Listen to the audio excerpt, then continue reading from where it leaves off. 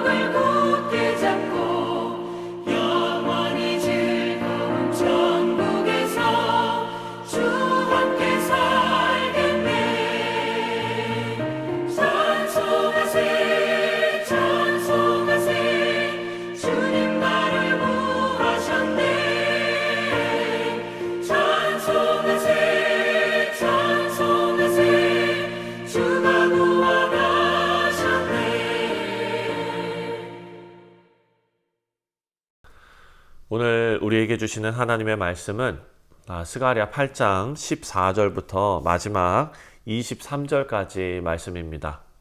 만군의 여호와가 이같이 말하노라. 너희 조상들이 나를 경노하게 하였을 때에 내가 그들에게 재앙을 내리기로 뜻하고 뉘우치지 아니하였으나 이제 내가 다시 예루살렘과 유다 족속에게 은혜를 베풀기로 뜻하였나니 너희는 두려워하지 말지니라. 너희가 행할 일은 이러하니라. 너희는 이웃과 더불어 진리를 말하며 너희 성문에서 진실하고 화평한 재판을 베풀고 마음에 서로 해하기를 도모하지 말며 거짓 맹세를 좋아하지 말라. 이 모든 일은 내가 미워하는 것이니라. 여호와의 말이니라. 만군의 여호와의 말씀이 내게 임하여 이르시되 만군의 여호와가 이같이 말하노라. 넷째 달의 금식과 다섯째 달의 금식과 일곱째 달의 금식과 열째 달의 금식이 변하여 유다 족속에게 기쁨과 즐거움과 희락의 절기들이 되리니 오직 너희는 진리와 화평을 사랑할지니라. 만군의 여호와가 이와 같이 말하노라. 다시 여러 백성과 많은 성읍의 주민이 올 것이라. 이 성읍 주민이 저 성읍에 가서 이르기를 우리가 속히 가서 만군의 여호와를 찾고 여호와께 은혜를 구하자 하면 나도 가겠노라 하겠으며, 많은 백성과 강대한 나라들이 예루살렘으로 와서 만군의 여호와를 찾고 여호와께 은혜를 구하리라. 만군의 여호와가 이와 같이 말하노라. 그날에는 말이 다른 이방 백성 10명이 유다 사람 하나의 옷자락을 잡을 것이라. 곧 잡고 말하기를 하나님이 너희와 함께 하심을 들었나니 우리가 너희와 함께 가려 하노라 하리라 하시니라. 네, 사랑하는 성도님들, 어제에 이어서 오늘도 우리가 스가랴서 8장을 묵상합니다. 어제 묵상했던 전반부 말씀에서는 하나님께서 시온의 회복, 그리고 하나님께서 내려주시는 그 복을 약속하셨습니다. 하나님의 복은 단순히 환경이 좋아지고 또 삶이 편안해지고 이런 것에서 끝나지 않습니다. 하나님의 그 회복된 백성으로서 우리에게 새로운 사명을 주시고 또 새로운 삶의 방식을 우리에게 요구하십니다. 그래서 14절부터 마지막 23절까지의 말씀은 그 하나님께서 주시는 사명의 핵심이 진리와 평강의 삶, 그리고 열방을 향한 증인의 사명이라는 것을 우리에게 알려주고 있습니다. 사랑하는 성도님들, 우리가 지금 살고 있는 그런 삶 아닙니까? 바벨론 포로에서 돌아온 이스라엘 백성들은 성전을 재건하는 것을 통해서 지금 예배를 회복하고 있는 것입니다. 하지만 하나님께서 원하시는 것은 그 예배 회복에 성전 건물만 있는 것이 아니라 이스라엘 백성들 전체, 그들의 삶 전체가 하나님의 성전이 되는 것이 하나님의 뜻입니다. 그래서 하나님은 그들을 향해서 너희가 열방 가운데 복이 되는 존재가 되라 라고 명령하시는 것입니다. 자, 하나님께서는 과거와 현재를 대조하시면서, 이렇게 비교하시면서 이렇게 말씀하십니다. 자, 13절, 14절 말씀을 보면 만군의 여호와가 이와 같이 말하노라. 너희 조상들이 나를 경노하게 하였을 때에 내가 그들에게 재앙을 내리기로 뜻하고 뉘우치지 아니하였으나 15절에 이제 내가 다시 예루살렘과 유다 족속에게 은혜를 베풀기로 뜻하였나니 너희는 두려워하지 말지니라. 아멘. 여기서 두 가지 하나님의 속성을 우리가 알 수 있습니다. 첫 번째는 하나님의 심판은 확실하다는 것입니다. 조상들의 불순종, 그리고 그들의 마음의 완악함, 이것에 대해서 하나님께서는 뜻을 바꾸지 않으시고 심판을 내리셨다. 여기 보니까 재앙을 내리기로 뜻하고 뉘우치지 않으셨다라고 말씀하십니다. 하나님의 거룩하심, 하나님의 공의는 변하지 않는다라는 것입니다. 두 번째로 우리가 알 수 있는 것은 하나님의 회복의 확실함입니다. 이것은 은혜를 베풀기로 뜻하셨기 때문입니다.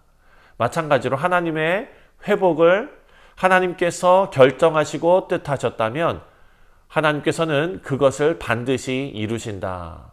이것이 하나님의 언약이 얼마나 신실한지를 우리에게 보여주는 것입니다. 하나님께서는 심판과 은혜 모두에서 변함이 없으십니다. 그리고 회복의 약속은 우리 감정이나 우리 상황이나 이런 것이 아니라 하나님의 성품에, 그리고 하나님의 약속에 기초되어져 있다라는 것이 우리에게는 큰 은혜입니다. 환경이 여전히 변하지 않아 보여도 하나님의 회복, 그것을 하나님께서 뜻하셨다면 반드시 성취됩니다. 그렇기 때문에 우리는 두려움에 떨고 앉아있는 것이 아니라 믿음의 길을 선택해야 할 것입니다. 두 번째로 16절과 17절 말씀을 보면은요, 하나님께서는 회복된 백성이 지켜야 할 우리의 태도, 우리가 가져야 할 태도, 이것을 하나님께서는 말씀하십니다. 자, 먼저 16절 말씀입니다. 너희가 행할 일은 이러하니라. 너희는 이웃과 더불어 진리를 말하며 너희 성문에서 진실하고 화평한 재판을 베풀고 17절에 마음에 서로 해하기를 도모하지 말며 거짓 맹세를 좋아하지 말라. 이 모든 일은 내가 미워하는 것이라 여호와의 말이니라. 하나님께서 원칙들을 주십니다. 첫 번째로는 이웃과의 진실한 대화, 거짓으로 속여먹고 어떻게 교묘하게 바꾸고 이런 것이 아니라 진리를 말하는 삶을 요구하고 계십니다. 두 번째로 정의롭고 평화로운 판단, 공동체 안에서 공정한 질서가 세워지고 또 화평을 지향하는 그런 일들을 해야 한다라는 것입니다. 사랑하는 성도님들, 이것은 하나님의 공의와 긍휼이 함께 공존해야 한다라는 것을 우리에게 알려주고 있습니다.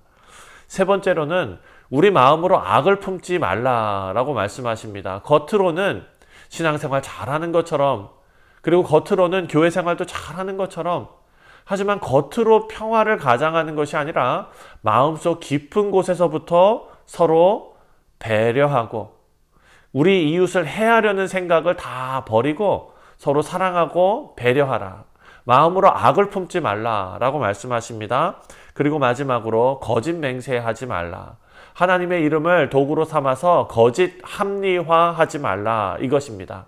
사랑하는 성도님들, 이 모든 것이 하나님께서 미워하는 것이다 라고 말합니다. 내가 미워하는 것들이라 여호와의 말이니라.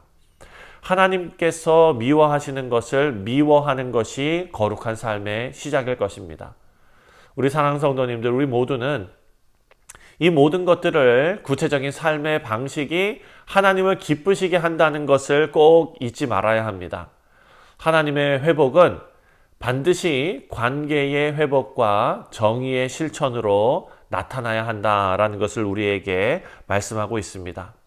이제 마지막으로 18절과 19절 말씀을 보면 금식에서 기쁨으로 바꾸시는 것을 말씀하고 계십니다. 하나님께서는 과거의 심판을 기념하기 위해서 금식하는 일들이 있었다라는 것을 우리가 지난 시간에 함께 생각했습니다. 이 금식을 기쁨과 즐거움의 절기로 바꾸시겠다라고 말씀을 하십니다. 사랑하는 성도님들, 19절 말씀을 보니까 만군의 여호와가 이와 같이 말하노라. 넷째 달의 금식과 다섯째 달의 금식과 일곱째 달의 금식과 열째 달의 금식이 변하여 유다 족속에게 기쁨과 즐거움과 희락의 절기들이 되리니 오직 너희는 진리와 화평을 사랑할지어다. 하나님의 은혜가 과거의 슬픔, 그것마저도 새롭게 바꾸는 의미가, 능력이 있다는 것을 알려줍니다. 슬픔과 애통하는 자리가 여기 보니까 기쁨과 즐거움의 자리, 찬양과 감사의 자리가 되게 하시는 것입니다. 여기 조건이 있습니다. 마지막에 보니까 오직 너희는 진리와 화평을 사랑할지니라. 하나님의 기쁨은 진리와 화평을 사랑하는 삶 위에 주어지고 세워지는 줄 믿습니다. 하나님의 은혜는 우리의 과거를 새롭게 해석하게 합니다. 우리의 옛날에 그 잘못과 후회와 상처, 그런 모든 날이 하나님의 구원의 날로 바뀔 수 있습니다. 그 변화의 조건이 있는데 바로 진리와 화평을 사랑하는 순종 속에서 경험되고 있는 것입니다. 20절과 23절을 보면 하나님께서 회복된 시온이 온 나라의 중심이 될 것을 약속하십니다. 자, 20절 말씀입니다. 이 성읍 주민이 저 성읍에 가서 이르기를 우리가 속히 가서 만군의 여호와를 찾고 여호와께 은혜를 구하자 하면 나도 가겠노라 하겠으며, 많은 백성과 강한 나라들이 예루살렘으로 와서 만군의 여호와를 찾고 여호와께 은혜를 구하리라. 마지막 23절에 만군의 여호와가 이와 같이 말하노라. 그날에는 말이 다른 이방 백성 10명이 유다 사람 하나의 옷자락을 잡을 것이라 곧 잡고 말하기를 하나님이 너희와 함께 하심을 들었나니 우리가 너희와 함께 가려 하노라 하리라 하시니라. 아멘. 사랑하는 성도님들, 너무나 인상적인 장면입니다. 유다 사람들이 이 회복된 하나님의 백성들로 굳건히 서게 된다. 그리고 그들의 삶 가운데 하나님의 임재가 드러나니까 어떻게 됩니까? 그 주변의 수많은 열방들이 스스로 찾아와서 함께 가기를 원한다라는 것입니다. 사랑하는 성도님들, 이것이 구약의 선교 비전입니다. 하나님께서 택하신 백성을 통해서 열방이 하나님께 돌아오게 하시는 것. 오늘도 마찬가지죠. 우리 교회에 하나님께서 같은 사명을 주셨습니다. 복음의 증인으로 우리는 부름 받았습니다. 그래서 우리의 삶이 열방이 하나님께로 돌아오게 하는 통로가 되어야 합니다. 장애물이 되게 해서는 안 됩니다. 오늘 우리는 4가지를 생각했습니다. 하나님의 회복 계획은 반드시 성취된다. 심판도 반드시 이루어졌던 것처럼 회복도 반드시 이루어진다. 두 번째로는 회복된 삶이 진리와 화평을 통해서 나타난다라는 것이죠. 하나님의 축복은 관계의 축복이었습니다. 공동체 속에서 진리와 평화를 세우는 축복입니다. 세 번째로, 하나님의 은혜는 우리 과거의 슬픔을 기쁨으로 바꾸신다라는 것이죠. 우리 과거에 우리가 경험했던 상처와 슬픔의 날들이 감사와 찬송의 날로 바뀌는 것입니다. 마지막으로, 하나님의 백성은 열방을 부르는 증인이다. 이방 민족들이, 이스라엘 백성들이 하나님 앞에서 하나님의 임재 가운데서 굳건히 서가는 것을 보면서 함께 하겠다 오는 것처럼, 저절로 오는 것처럼 거룩과 사랑의 삶이 하나님을 모르는 자들을 하나님께로 인도합니다. 말씀을 맺습니다. 사랑하는 성도님들, 오늘 우리를 향한 하나님의 부르심은 그냥 회복돼서 편안한 삶을 누리는 것이 아닙니다. 이 삶은 회복을 통해서 세상을 변화시키는 삶입니다. 그래서 우리 모두의 삶에 진리와 평강을 사랑하고 하나님의 증인으로 오늘 이 아침을 시작하시는 우리 모두 되시기를 주님의 이름으로 축원드립니다. 기도하겠습니다. 하나님 아버지, 은혜와 사랑에 감사를 드립니다.